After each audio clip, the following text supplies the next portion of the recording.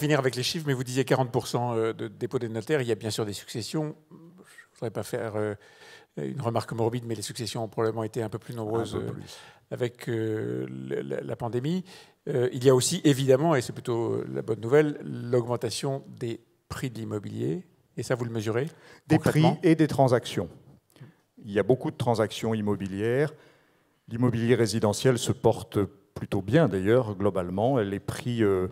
Alors, il y a une espèce de rééquilibrage des prix qui se calme plutôt à Paris et puis qui, au contraire, reprennent une pente ascendante dans les régions où souvent les prix avaient stagné depuis longtemps. Donc, il y a des effets de cette crise sanitaire à peu près dans tous les domaines.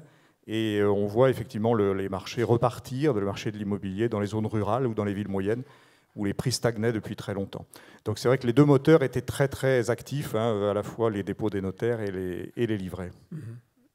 Donc tous les matins quand vous arrivez à la caisse, vous vous dites, voilà, j'ai 223 milliards en mois, c'est très liquide, qu'est-ce que j'en fais?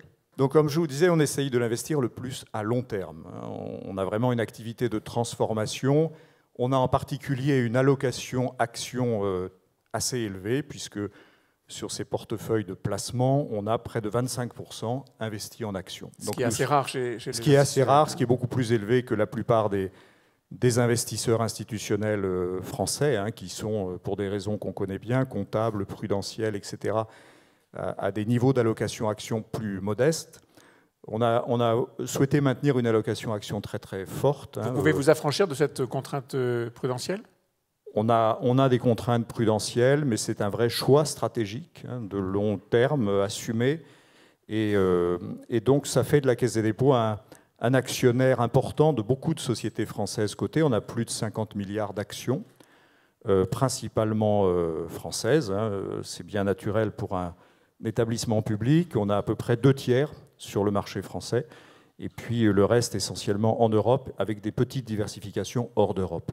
Et donc on attache beaucoup d'importance à ce rôle d'actionnaire de long terme, stable, pas figé, c'est un portefeuille qui est géré activement, mais quand même avec cette orientation, et on est souvent un actionnaire visible des grands groupes cotés avec 2-3% du capital, ce qui fait qu'on rencontre les managements assez souvent et qu'on constate d'ailleurs que beaucoup de sociétés sont contentes qu'on soit à leur capital et qu'on y reste dans la durée.